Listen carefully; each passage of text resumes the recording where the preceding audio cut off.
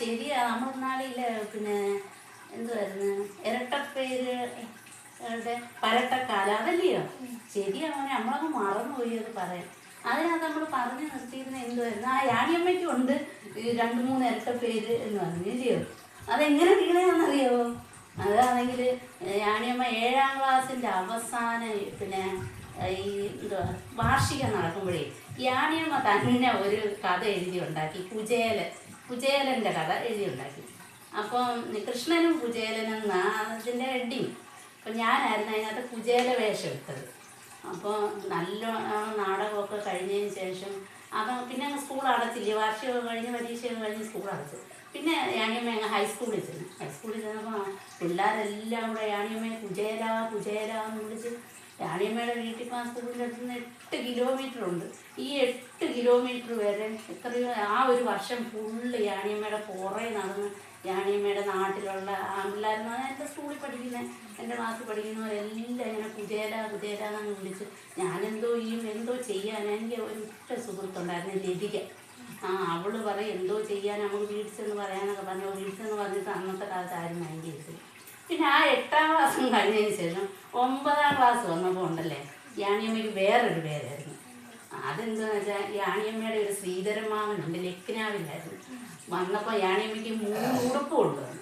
ആ ഉടുപ്പെന്ന് പറഞ്ഞാൽ ഇപ്പോഴത്തെ അംബ്രല കട്ടിൻ്റെ മാക്സി ഉണ്ടല്ലോ അതുപോലെ ഇരിക്കും. അത് യാണിയമ്മയുടെ അളവ് അറിഞ്ഞുകൂടാഞ്ഞ് മാമ കൊണ്ടുവന്നപ്പോൾ യാണിയമ്മയുടെ കാൽപാദം വരെ കിടക്കുമായിരുന്നു ആ മാക്സി എന്ന് പറഞ്ഞാൽ ആ ഒരു ഫ്രോക്ക്. യാണിയമ്മ അതും ഇട്ടുകൊണ്ട് സ്കൂളിൽ പോയി. യാണിയമ്മയ്ക്ക് അന്നേരം വേറൊരു പേര് വീണ്, എന്ത് പള്ളിയിലച്ഛൻ എന്ന പേര് വീണു. പിന്നെ ആ വർഷം മൊത്തം അങ്ങ് യാണിയമ്മ എല്ലാവരും പള്ളിയിലച്ച. യാണിയമ്മ ഈ 8ലും 9ലും ഒക്കെ ക്ലാസ് ലീഡറായിരുന്നു. പക്ഷെ അതിൻ്റെ ആ യാണിയമ്മയ്ക്ക് ഓപ്പോസിറ്റായിട്ട് മത്സരിക്കാൻ നിന്ന് ആ പയ്യനും കൂടെ ദേഷ്യം. അവൻ പക്ഷെ പ്രത്യക്ഷത്തിൽ വരത്തില്ല, ബാക്കി നിന്നുകൊണ്ട് വേറെ പിള്ളേരെ കൊണ്ട് വിളിപ്പിക്കും. എന്നിട്ട് റോഡിലൊക്കെ എഴുതി വെക്കും, സ്കൂളിൻ്റെ മതിലയിൽ എഴുതി വെക്കും, ക്ലാസ്സിൽ വന്ന് വിളിക്കും. എന്തോ ചെയ്യാൻ ആ യാണിയമ്മ കേട്ടു. പക്ഷെ ആ ഉടുപ്പ് കളയാൻ യാണിയമ്മയ്ക്ക് മനസ്സ് വന്നില്ല. കാരണം അത്ര നല്ല ഉടുപ്പായിരുന്നു എൻ്റെ മാമൻ കൊണ്ടുവന്നിരുന്നത്. അത് കളയാൻ പറ്റുമോ? അതുകൊണ്ട് യാണിയമ്മ അതും ഒന്ന് സഹിച്ചു. വീട്ടിൽ ചെന്ന് പറഞ്ഞാലും അന്നത്തെ കാലത്തൊന്നും ഒരു ഗുണവുമില്ല. യാണിയമ്മ ഇങ്ങനെ ഇരുന്ന് ആലോചിച്ച് ഇനി എന്തുവാ ചെയ്യുന്നതെന്ന് ആലോചിച്ച് 9ാം ക്ലാസ് ഒന്ന് കഴിഞ്ഞു. പിന്നെ 10ാം ക്ലാസ് വീണ്ടും സ്കൂൾ ഇലക്ഷൻ വന്ന് യാണിയമ്മ തന്നെ ജയിച്ച്.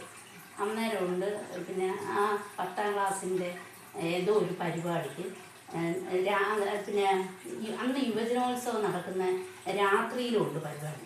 അന്ന് യാണിയമ്മ ഒരു നാടകം അവതരിപ്പിച്ചു. അപ്പോൾ ആ നാടകം അവതരിപ്പിച്ചപ്പം പിന്നെ അന്ന് ആ നാടകം കഴിഞ്ഞതിന് ശേഷം യാണിയമ്മയ്ക്ക് അങ്ങ് വെള്ളം കുടിക്കാൻ ദാഹിച്ചു. അപ്പോൾ അവിടെ നടപടിക്കേലെന്നും പറഞ്ഞൊരു കടയുണ്ട്. പിന്നെ ബാക്കി നാളെ പറഞ്ഞാൽ പോരെയോ? ഇനി ബാക്കി നാളെ ഇച്ചിരി കൂടുതലുണ്ട് മോനെ. അന്നേരം മോനിന്ന് ഇനി ഗിത്താറിൻ്റെ ക്ലാസ്സൊക്കെ ഇല്ലേ? ബാക്കി നാളെ പറയാം. പിയാനോയുടെ ക്ലാസ്സുണ്ട്. അപ്പം നാളെ പറയാം ബാക്കി. അപ്പം നമ്മുടെ ഇനി ഒരു പ്രാവശ്യം കൂടെ മോനോട് ഈ കഥ പറഞ്ഞിട്ട് പിന്നെ വേറെ കഥ പറഞ്ഞു. ഇല്ല ആ ഒരു പ്രാവശ്യം കൊണ്ട് പറഞ്ഞു. യാണിയമ്മയ്ക്ക് ഒരു ഉമ്മതവിടെ.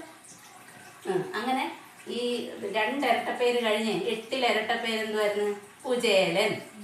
9ൽ ഇരട്ടപ്പേര് എന്തുവാ? പള്ളിയിലച്ഛൻ.